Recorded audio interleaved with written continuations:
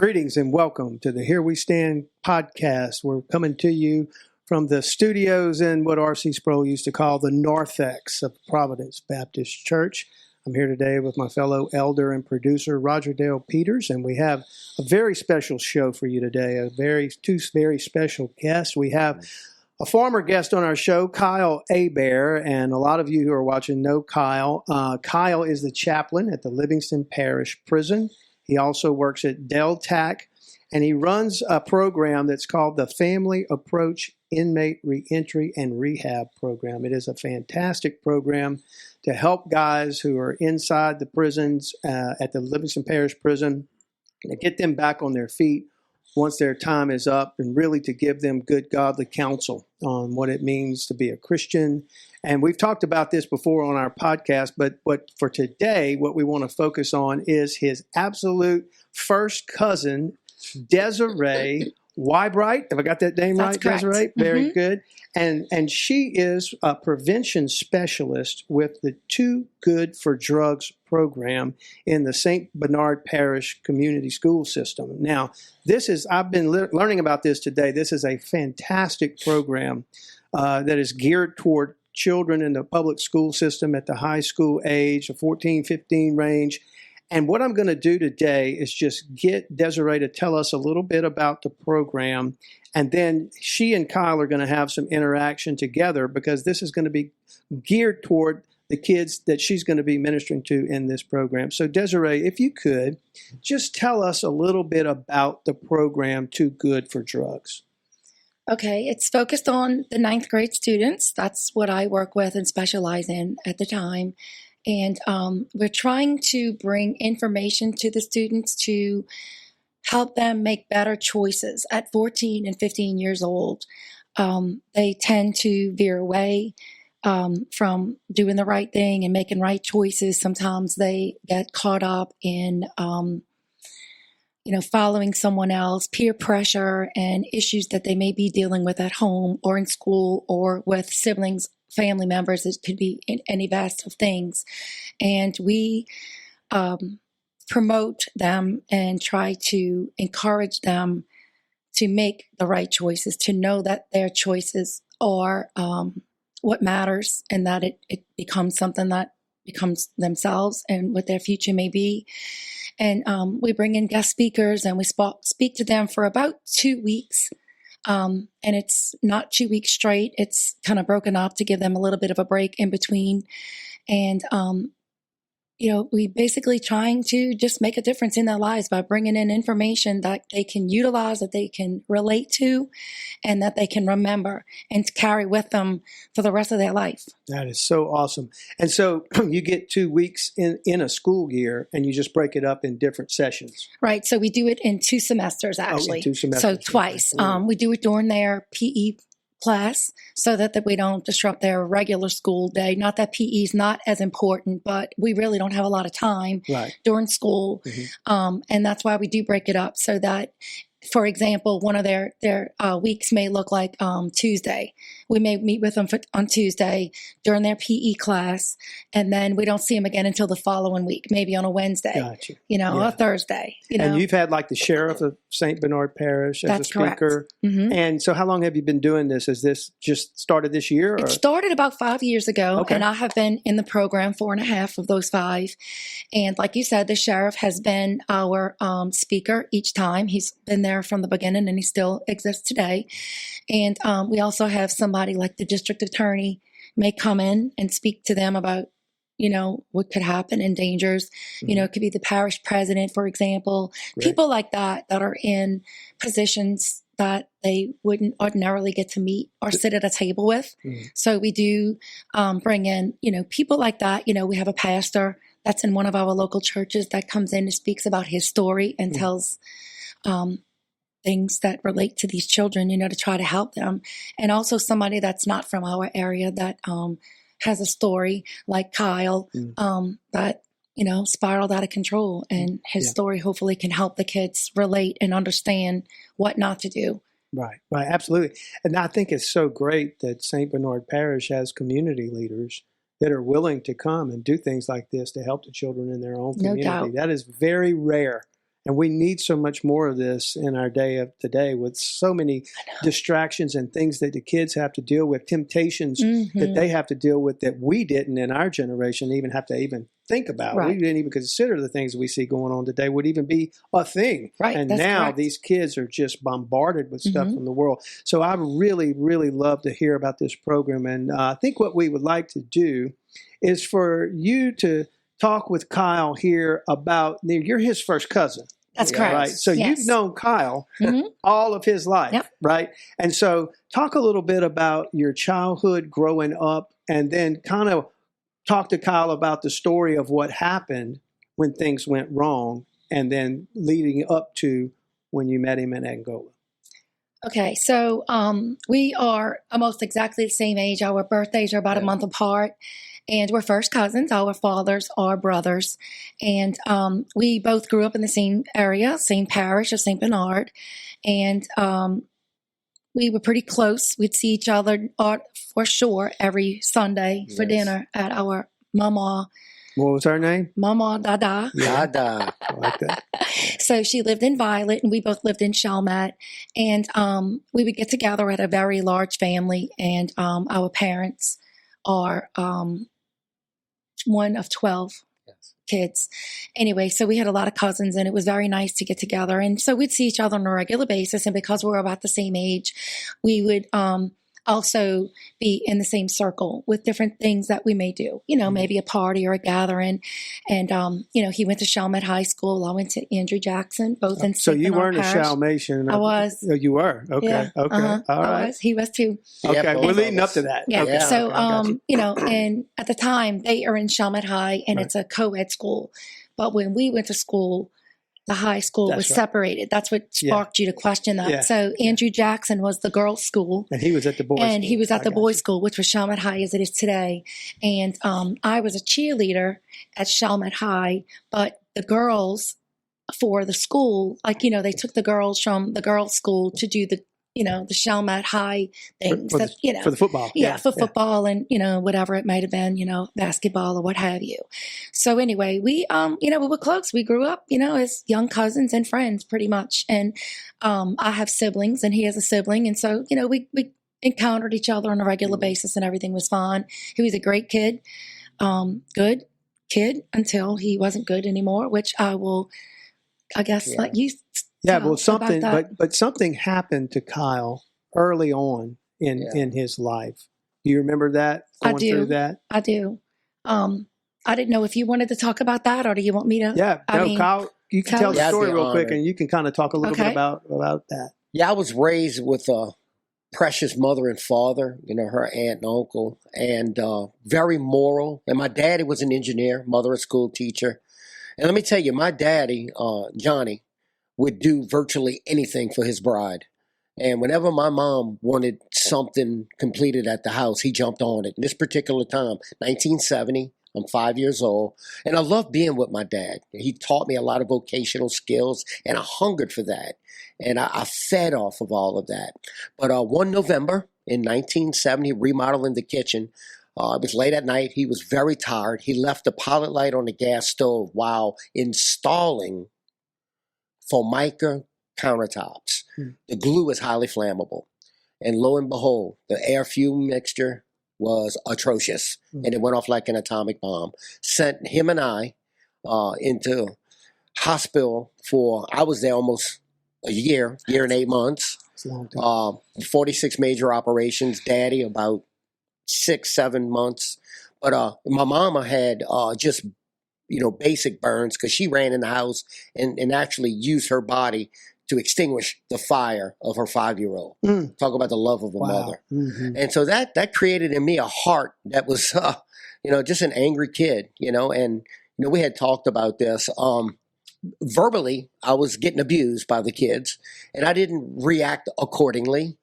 Once I got back to school, they let me back, and I had to sit in a room by myself because of germs. So you're like at first grade at this point. Yeah, I'm finishing up kindergarten, first grade, and I'm still going through the surgeries. Mm-hmm. So I had to be apart from the students because of germs. Mm-hmm. And so kids would come look in the window and gawk at me. And I'm sure a lot of this, was my own imagination until they would verbally say something to me. And I always said to myself, when I get out this room, I'm going to get out there in the rec yard, and I'm gonna fight them. I'm gonna beat them up. And I can remember getting so angry, y'all, that I would smell blood.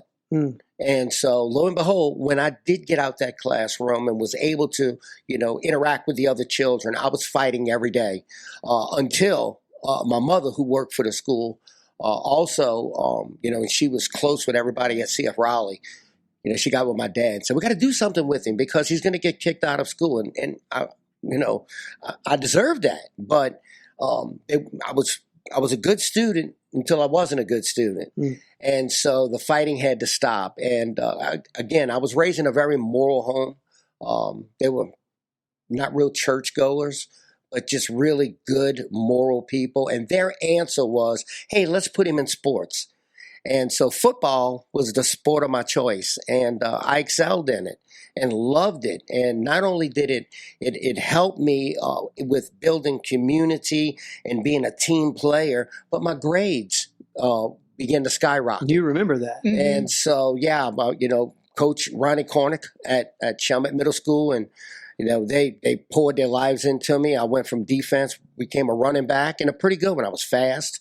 I could broke some records, huh? When I got to Chalmette, I broke several records. Yeah. And it was a blessing. I was under Coach Chimento, Ronnie Chimento, and I carried a 4.0 grade, a GPA. You had to make the grade to play football. So in that sense, my mother and father was right. Put me in sports, and let me tell you, I became the poster boy, at Chalmette High. Because I had actually come out of a wheelchair, and from a wheelchair to running a football and having a 1,000-yard rushing season. I had a couple of them, and making the grade 4.0 GPA. And I wasn't, I was planning on college, right. So between from 5th grade to 12th grade, I was the star athlete. And you're the cheerleader. Just the cheerleader. Cheering him on as he's running them touchdowns. And it was, Desiree was there for all of that. And it was a blessing. I loved school. I enjoyed football. I enjoyed community. I enjoyed making the grade, preparing for college. And some, UL was looking at me, and I even went on campus until 1983, my senior year. Mm-hmm. I can never, ever remember a practice or a game that my father was not there. My father was my rock.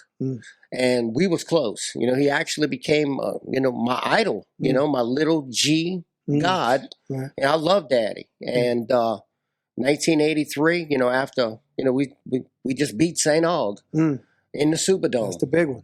It was the big one. We had never beat St. Aug. So 1983 is the first year we ever beat St. Aug. It was huge. I was toting the rock in that. Toting the rock. Yeah. I ran a punt back in that game, won the game. Wow. And it was solid, you know. And let me tell you, we was happy. Even my brother John, he was even happy that night. I was like, man, I need to do that more often. I love my brother. And man. Your dad had to be just bursting. Oh, he was pride and joy. And he had to talk with me. Look, that night had to talk. Like, your future's here. I'm proud of you. We get ready to step into the next chapter. Right. I was going to go to UL to be forestry. I wanted to, really, get into agriculture and everything, and dealing with these. All these state parks and everything. And I had my heart set on that. And that night, my dad went to sleep. And I never heard my mother and father argue. If they argued, and I'm sure like every other couple, they did. They was private about that, We didn't have the perfect family, but it was calm at the house. My mom was a rowdy woman, but, you knew she loved you. It wasn't punitive. It was purifying. And I loved that about my mom. But I heard her yelling, screaming. But it wasn't an argument. It was fear, terror. Me and my brother John come running out our room. And as I got closer to their bedroom, I could hear Daddy's dead, Daddy's dead. And my life changed. That very night. Wow. That very night, incredible. Philip. And so, from, kindergarten, first grade, the fighting, and then I went from like 5th grade all the way to 12th grade, not a mark. I mean, just your poster boy, kid, teenager, got a future, going to go to college, and then daddy. Tragedy. Tragedy. And that's where the bottom fell out. And I started running with the wolves. I don't know any other way to put it. Right. And matter of fact, I walked away from school. And Miss Cheryl Molaire was one of my teachers that really poured in. Miss Debbie Goday. Those two teachers begged me to come back to school. I had perfect attendance from 5th grade to 12th grade. Wow. I started missing school in 12th grade, right after Daddy died. I didn't even cry at the funeral, and I didn't go back to school, and Mama couldn't handle me. And so I would go back. Look, I had a 4.0, but it dropped to like a 3.6, 3.5. I still graduated with the ropes, but I didn't graduate number 1 in my class. I had the Scholastic Award locked in and everything. I lost all of that. But I didn't. I threw the football helmet down and picked up a biker helmet. And, Desiree can tell you I started doing drugs for the first time, really drinking and running with women and being abusive. And I got arrested for the first time at 17. And look, Judge Garberty was there, and he's like, "What is wrong with you?" But let me tell you, Judge Garberty did his job, and I was grateful for that. He said, "I'm not going to stand on a soapbox. You're going to straighten up." But I didn't listen. So drinking and drugging and partying and starting to get arrested. So from 1983 to 1999, I wound up with 97 arrests and 4 felony convictions. And look, in between that, there was people that came up to me and said, "Hey, you need AA, you need NA." And I would look them in the eye and say, "I don't want to hear nothing about no AA, no NA. The only thing I know is the DA." That's right. Getting to know him pretty well. Very well. Yeah. And it was not a pretty sight, because in, the culmination and destruction of this downward spiral to hell, and me destroying my family, all my relationships, led to me coming home in 1999. And I don't blame the alcohol. I don't blame the drugs. I don't blame the police department. I don't blame the DA. I blame myself. I came home and beat up my 72-year-old aunt, and my mother witnessed it. And it was at that point that my mama said, "You are not welcome at this house anymore." Because let me tell you, Mama enabled me a lot. From 83 to 99. Mamas do that. Right. Mamas love their boys, especially their bad boys. Right. And there wasn't nothing that woman wouldn't do for me. Nanny forgave me. She didn't even flinch. Wow. Her message to me was, "You need to get straight. I'm going to love you. And I forgive you." Nanny looked me in the eye. I was broken behind that. And I can never remember a time. Let me tell you, Sheriff Pullman, who has been in my life, he went to Promised Land Academy, and they was trying to get me to go play ball at Promised Land. I stayed at Chalmette, and he'll tell you that story another day. He was trying to recruit me. I was going to play ball with him because he played ball. But me and Sheriff Pullman was like that. That man never stopped loving me. Right. But let me tell you, he knew what it was going to take. But I can never remember an arrest that Sheriff Pullman didn't show up. And I asked him that the last time I was down there with y'all, Desiree. I said, "Why you always showed up at the arrest?" He said, "To make sure nobody killed you." So wait a minute, Desiree. Let me ask you real quick. So you were with Kyle on this tremendous 5th grade to 12th grade journey, a 4.0 football star, get to the biggest game in Chalmette history, maybe up to that point at least, against St. Aug, and the whole 9 yards and the down. Then the tragedy strikes. And then from your vantage point, tell us a little bit about what you saw Kyle spiraling into at that point before he gets to prison. he was out of control, somebody that we didn't recognize. And, we had to deal with the death of our uncle, because that probably was one of the first ones that He was. passed away. Is that right? I don't remember. Yes, ma'am. But anyway, he was one of the first ones that passed away. So I think it struck us kind of, sudden and odd. And it, hurt me for a while because, we were close to him and everything. And my dad, and, just to deal with the death, it was just a little crazy because I was, I guess, same age then. Yeah, I was a 17, senior in high school. Yeah. And so I can just remember, I don't remember little details, like crazy, but I do remember things because I was busy, being a senior myself and, doing my next steps and stuff for school and all. I would hear things that the family would say, or I would witness some things that he would do. Like he sideswiped my mom's car that was parked in front of the street. And, that was unbelievable. Like, why would he do that? Or how did he do that? Like, what was going on that he would sideswipe on a regular boulevard? Like, what could he have been doing? Little things like that. And then, you'd hear stuff, you'd hear the chatter. Somebody might have been gossiping about something that he did because it was kind of unprecedented and weird. Yeah, because it's a total flip right. of what he was in high school. Exactly. And so, I went through all of that. And then, of course, the story's going to go on and explain the details. But I think, stepped away from all that because that wasn't anything that I was, going to be involved in. Right. And he wouldn't have expected me to, but he was around my age and he lives in our community and he, was with other friends and stuff. So I watched it go on. And there really wasn't anything you felt like you could do in that situation. No, he wouldn't listen. Right, you weren't going to listen anyway. No. So then, Kyle, this leads up to this event, leads up to, of course, you getting to Angola. Yes. Right? Yes. And so tell us a little bit about that, and then I want to lead up to when you see him, Desiree, for the first time when you go to the rodeo. But you remember you had somebody at your house so start from there, when you got arrested after you beat up Aunt.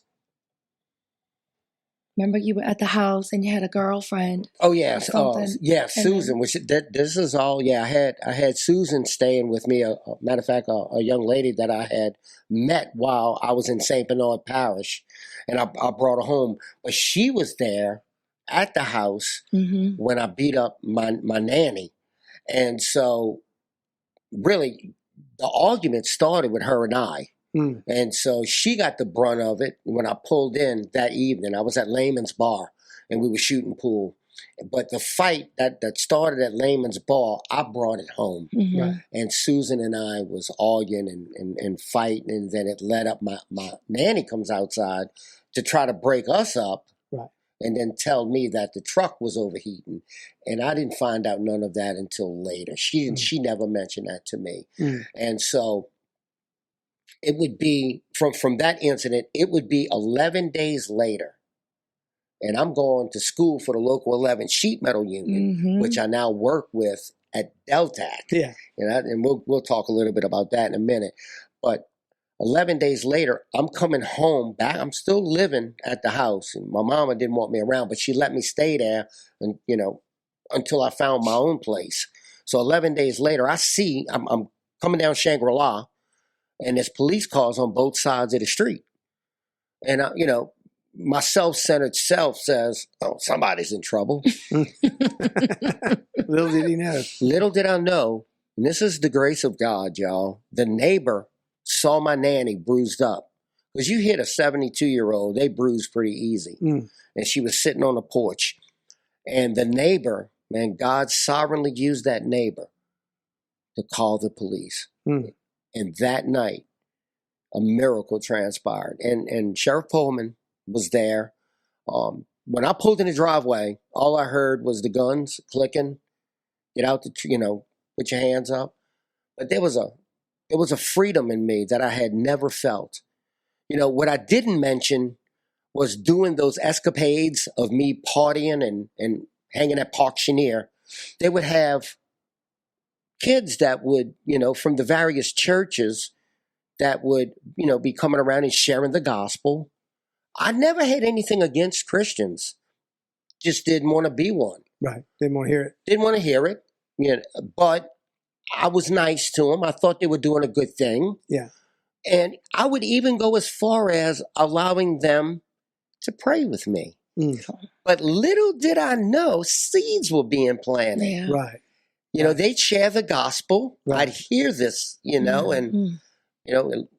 there was no illumination, right. But, the information was in there. The information was there. The soil was being in this. Let me tell you, when I beat up Nanny, my Aunt Anna Mae, I was broken by the humility of that. And it was, and let me tell you, God convicted me, but I couldn't put words to any of that. But on August 19th, 1999, when the St. Bernard Parish Sheriff's Department came and did their job after the neighbor made the phone call and they put me in the back seat of that St. Bernard Sheriff's police car, I was free. Mm. And I said to myself, I'm never coming back to this home. And lo and behold, I wouldn't. But I was like a wild animal that was finally caged and now calmed. And when they brought me to the St. Bernard lockup for the first time, when that cell door shut, it went off like a church bell. Mm. My eyes were opened. Crazy. I got saved in the backseat of a police car. Mm. So I'm grateful for the sheriff's office. Yeah. God sovereignly using Sheriff Pullman and his group, and all the, the judges and the DAs that, did their job. And so, and from me walking out that cell and going in a dorm in the parish jail for the first time, I'm now looking for a Bible. I wasn't looking for God, but God found me. Mm. And so now my heart and eyes are open, and lo and behold, he would send individuals, and I began studying the word. When I went to my first court hearing, I told Judge Garvity, I asked him, you don't tell Judge Garvity anything. You ask. I said, can I go ahead and plead guilty now? But he wouldn't let me. But he would eventually. Right. And for the first time in my life, y'all, I took responsibility. Yeah. And so in the latter part of 99 and then early 2000, I pled guilty, and rightly so. Should have got a life sentence. Judge Garvity gave me 40 years. Mm-hmm. Well, I gave myself 40 years. He was just abiding by the law. Right. And 40 years wouldn't normally send you to the Louisiana State Penitentiary. Usually send you to Hunt, DCI, or one of the smaller prisons. But I was blessed to go through the front gates of the Louisiana State Penitentiary, which became the land of new beginnings for me. Yeah. Because, God is sovereign. And, all those skill sets that my dad was teaching me, I would be able to utilize them as a trustee. Mm. Morgan Kane is building a chapel in Angola and needed an air-conditioned duck guy. I just come through the local 11 Sheet Metal Union apprenticeship program. I can build ducks. And they put a young man with me, Ronald Edison, who's the janitor cleaning up all my metal. Walked in as a trustee. Warden Kane put me at Camp D. Never happens. Usually got to do field time. God was taking care of me right off the bat. And, my family, rightly so, had turned from me. And I don't blame them. No communication. None. So it's just me and God. Right. So I'm studying the word. I'm working. Warden Kane, Warden Vinoy, give me a job at Camp D. I'm a trustee. I'm putting in all the air-conditioned duct work. Puts a young man, Ronald Edison, who's a pastor from Slidell, who pulls an armed robbery, and he's teaching me the Bible. Come on now. And so Warden Kane says, Kyle, you do a good job on this chapel. I'll put you anywhere you want in the prison. Well, I'm not sure where to go, but Ronald's like, hey, man, we need to go to the main prison. It's kind of like Jerusalem. You got all the programs and everything. Yeah. But little did I know, Warden Kane says, well, where you want to work? Put me in maintenance. Yeah.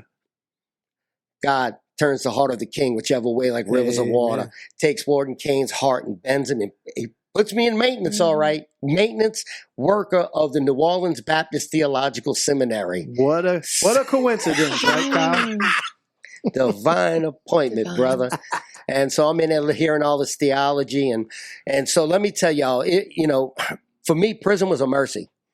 And so I'm grateful for, everyone who was, involved, in doing their job, right. Arresting me, sentencing me, right. And sending me where I deserve to have never come home. Right. And And being in that Bible college, I found out quickly I had a calling on my life. Right. And so I would go through the 4-year program, then I get my MDiv. Yep. And then meanwhile, I find out that prior to my arrest, I am at spring break, and I meet a girl, Melissa, who's running from her husband. She's married, but we meet in the elevator, one night stand. I get her pregnant, don't know I get her pregnant. And then I come back to St. Bernard. She stays in Panama City, gets back with her husband, has to tell him I'm pregnant from some guy from Louisiana. From Camp D. From Camp D. Camp D. God again, sovereign. Yes. You know what that husband says? He needs to be a part of that baby's life. Wow. And so she gets in touch with me, sends me a picture. Very rare, only when God's involved. And so I get to raise my son Matthew from prison. And again, it's just me. How old was Matthew when you met him? 9 How years old was he when you found out you had? He was 2 weeks old when I learned of him. So I would be early. Oh yeah, he's always known you as daddy. He's always known me as daddy. I didn't realize. But I spoke with Mama and more Grandma Peggy than Mama. But me and Peggy got real close. Her grandma, awesome my son's grandma, and so and then Kim Martin, who's a friend of mine, Jack Martin's sister. She poured into my life, and she financially paid because I didn't have no family. I didn't get no money. Right. I mean, I got commissary was low. It was low. Yeah, I got 4 cents, at work, for work. And then I got my raise to 8 cents. And then when I became a mentor, I got 35 cents. Hey, look at that. Big roller. Oh my gosh. So, and long story short, though, Kim paid for all my phone bills and everything. She wanted me to be a father to my son. Right. Unlike my dad, he taught me some really great stuff vocationally and morally. I raised my son in the Word. In the Word of God. In the Word of God. Amen. Fully Amen. in the Word of God. And today, Matthew has graduated from Wheaton College with his MDiv, and he's now in New York in his second year law school. Unbelievable. So what a story. Yeah, we got a young conservative coming out of there, loves Trump. Yeah. I can't wait to meet him. So real quick, because we got to get to the question, the Q&A time, but just could you tell me kind of what led up to you going to the rodeo that day and how you met back up with Kyle, real quick? So another coincidence, if there's anything. No such thing as luck, chance, or coincidence, only God's providence. That's right. Amen. That's right. So my son worked for an electrical company, and he's an electrician, and he's, put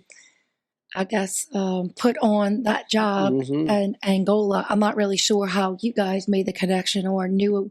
How did he realize who you were, or how did that go, first of all? I was part of the Angolite, the prison magazine, and I was doing a story on the reconstruction and the renewing of the kitchen. And so I'm interviewing the workers, and I run into your son.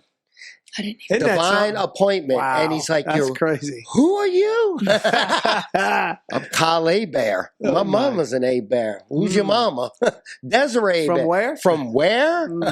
Wow. I said, come here, boy. I gave him a hug. I kissed him, too. That's crazy. And we connected. I mean, it was like him and I had never been apart. Blood. Yeah, I mean, it's my blood. That's I mean, right. that was like my son. There had to be a unique connection there. So does he come home and tell you, hey, Mom, guess what? Yeah. I just don't remember the detail like that. That's why I wanted to ask you, because I didn't remember that. I might have maybe heard it, but I was like so freaked out. I didn't remember. It was precious. But anyway, so not too long after that, I went to the rodeo. Yeah. And we brought, I think, I can't remember who went with us, but we had like a little with us. Yeah, you had your crew. Yeah, but might have been like one of my grandbabies, if I'm not mistaken. And we went up there and went to the rodeo. Well, it wasn't like I could call him and say, hey, I just wanted to let you know I'm coming. No, or that doesn't happen. did I even really expect to see him? I was, you weren't even sure if you're going to see him. No. But I think I had maybe an expectation of it, or a preparing in my brain and in my heart. Right. That what if I see him? Like, what do I do? I mean, it's been how long? Oh, goodness. So that would have been, 15 years probably. Well, if it was 3 years before you got out. Yeah. Yeah, I got out in 22. You had okay, but you had to have been in there serving at least 20-something years. Oh, yeah. I was there. That's what I'm saying. Right. Absolutely.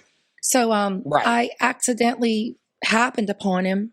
I mean, And he was a trustee. Yeah, I'm walking around with a camera. He was just walking around and had some kind of a folder. You're just sitting in the stands? No, I wasn't in the stands. As a matter of fact, I wonder if Brent was with us. I can't remember now. I should have tried to find out before I came. I don't remember. He may have been. I think he was with me. He may have been with me. He knew where I was at. Or something. I can't remember. Yeah, because you see Kyle. But I saw him, and he was like, just like somewhere. Not like, like all the others were like detained. Like I could see prisoners, and I guess they have them in like sections or whatever where they could see the public and stuff. And you see them behind the things, and they were all the ones that were probably there a while that you could trust and that they wouldn't holler at the public coming to see the rodeo. He was just like one of us, kind of like, you know what I mean? And it was just the weirdest thing. Of course, it wouldn't have mattered how he was dressed. I recognized him. And I'm like, oh my gosh, I couldn't believe it. And he was like, maybe he was expecting to see me, or maybe you were secretly looking around because you might have known I was going. I just don't remember. I asked for you. I do remember now. Yeah, when he came up to me and I hugged him because I told him, I said, look, if you're coming to the rodeo, just look for the Anglite booth. We sell, magazines. Yeah. Because we took a picture. I forgot. That's right. In front of them. Matter of fact, I probably could find that picture with us there. And you was in the, I said, is your mama here? Yes, she's walking up. And I was a nervous wreck. Come on. It was the weirdest thing. Yeah, how often do you go to a prison, number one? But not only that, all this backstory and this, and I didn't know what she didn't know what to expect. I didn't know what to do. I didn't know what to think. I didn't know what to expect. I didn't know what anybody else would think or how anybody else when I got home would receive that or would I even tell anybody that I went? It was weird. Yeah, sure. I can understand that. It's not weird now, but it was weird then. Oh, my God. Did I? I don't even have to be there to know that. Oh, my God. Yeah, it was just so great to see her. And but he was real mild mannered. Like, the biggest thing he came out with is this, humility. Like, he's so humble. Right. It's written all over him, and it's hard for me to explain to others, Yeah. And like I said, being receiving of his story, like you have to forgive. Yeah. And like we teach the kids in Too Good for Drugs, and we try to explain to others that your mind and your brain is not fully developed until you're 25 years old. Right. So, I'm not trying to make an excuse for anybody. No. And that's part of, the story. Like you do know right from wrong once you hit the age of 10, but you have to forgive. I mean, you can't just hold something against somebody for the rest of their life. And who are we to make that decision? And if the court of law allowed him to get out, then obviously, their rank is a little higher than my opinion when it comes to someone's. Right. And so he gets out. Yeah. And so I can understand now very clearly why today you want to ask him a couple of questions. Right. In regards to what you're doing at St. Bernard Parish, right? But the weird story is that for this program, Too Good for Drugs, about 2.5 years ago, I think it was. Yeah.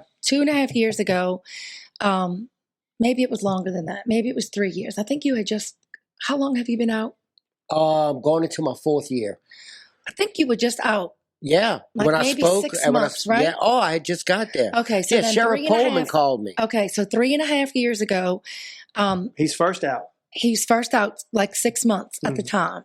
And I knew because of course the chatter, I found out that he was out. Maybe my son even told me, but, we were having a program for Too Good for Drugs, and, we had a day for the guest speakers to come, which was Sheriff Coleman coming. And I knew he had a gentleman that was going to speak there. Yeah, Joseph Landix.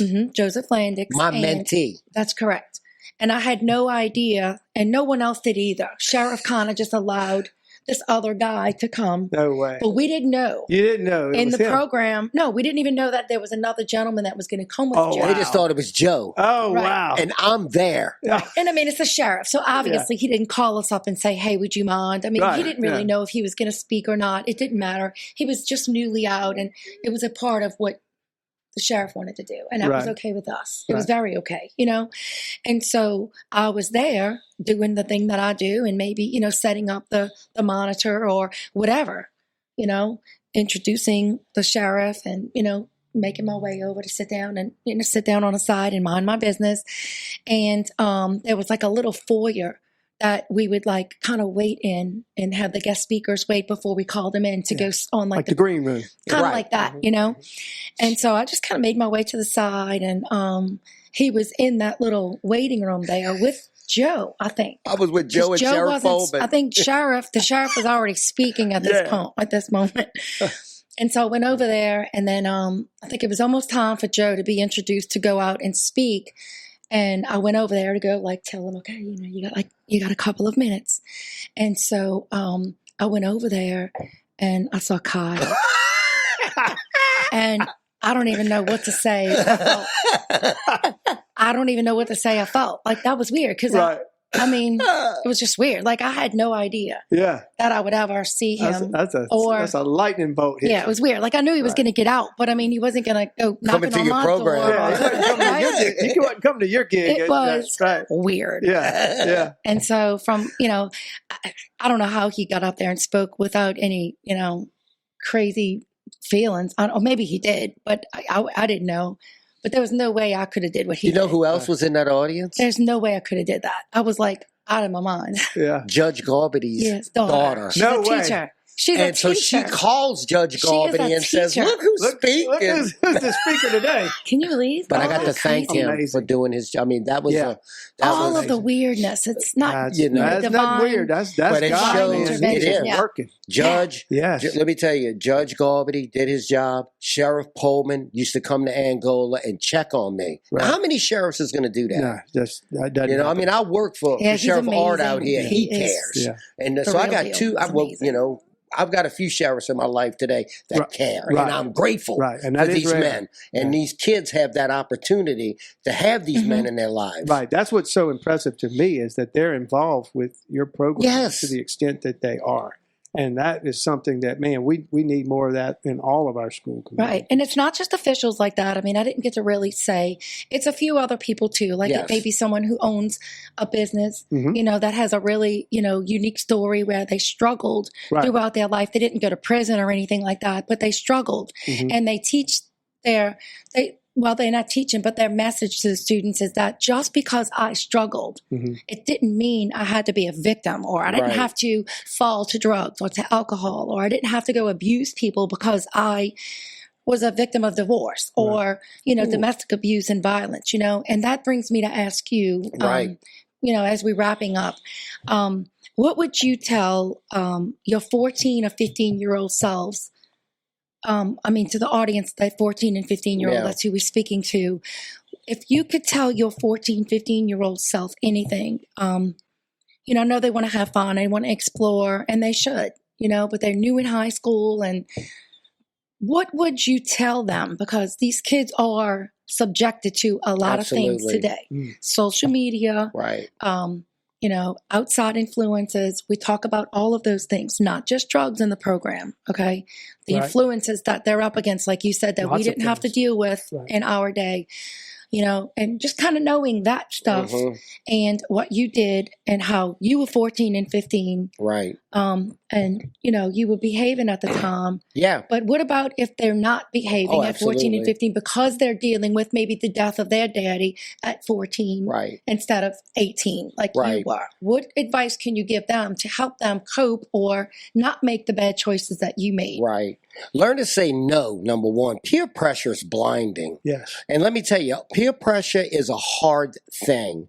And, you know, even though, you know, at 14 and 15, you know, I per se was on the right track. I was playing ball, making the grade. You know, at 18, everything changed. And I did not have to do the things that I did, but it was out of selfishness.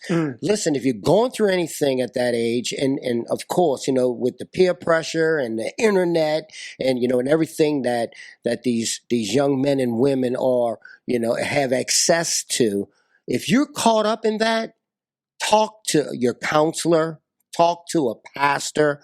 Don't hold it in. There's no reason. I held so much stuff in, Desiree and Philip, that, you know, and it blew up like an atomic bomb instead of talking about it. And I had family. Not that everybody was listening, you know, and my parent, you know, my mama, you know, it was still, it was just me and her. She didn't want to listen because she was trying to, keep her life together. But that's why you have school counselors, Right. Hopefully you've got parents, but if you don't have parents that like I didn't have, a pastor, someone who is older that is walking the line. It could be a family friend. My advice is please do not hold this in and stay in the dark. Right. Because in the darkness is where everything happens. That's where destructive habits come, destructive modes come, and its end is destruction. Thank the Lord that I had, gratefully, you don't have to ever go down a road that I did. It was very effective for me. And I'm grateful that I got arrested. Prison became purifying, not punitive, but the Lord had grabbed a hold of me. Not everyone's born again. I had a new heart. But for those who have not received the Lord, I would have to tell them to please talk about it. You don't have to stay where you're at. There's individuals that you could speak with, even if it's in private, to speak to the Lord. Spend time in prayer. If that's where you're being drawn, praise God. If you're not being drawn that way, you have a counselor. And I'm going to keep saying, you have a counselor at Chalmette High that you can speak with. You can go to the principal. You can go to a PE coach. You can go to a teacher. I had Cheryl Molaire. I had Debbie Goday. These women loved me and stood by me. So talk about it. And really, Kyle, the thing about it is nobody gets a guarantee that the Lord's going to move in their life. Absolutely not. The stories that both you and I have, so many stories. It's a miracle. So many stories end up the absolute opposite way. Right. And That's really, right. That's destruction in Angola for life is just a terrible, terrible way to live. That's right. And, that leads me to say this, and I don't even know if I've really shared this with you, Desiree, but you know this. Prison was a mercy, meaning God had mercy and sent me through them front gates. How many of my friends didn't go to Angola in the graveyard? Right. Yeah. And if I'd have went straight to the graveyard, guess where I'd have woke up? In hell. Right. Exactly. So, yeah. Yes. You have another question for Kyle? I don't think so. Okay, that is fantastic. Well, look, I really, really appreciate both of you. And love y'all. The ministry that you have, Kyle, is so perfect. There's nobody that can talk to those guys at LPP like you can because of what you've been through. And then for Desiree, for you to just have a heart for these kids. Clearly, you have a heart to want to help these kids. And we need so many more people like you.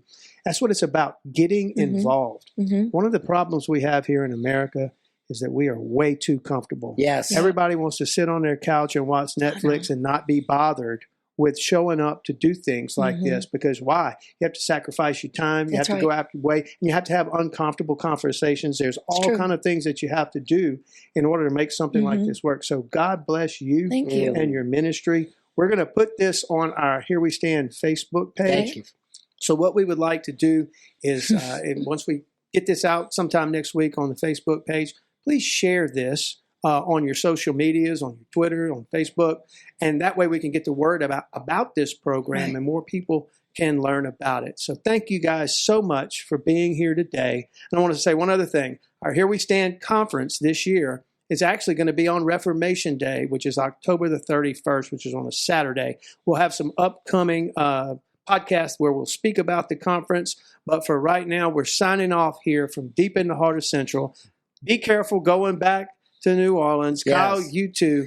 And thank you for watching. God bless. God bless. Thank you. Thank you for having us.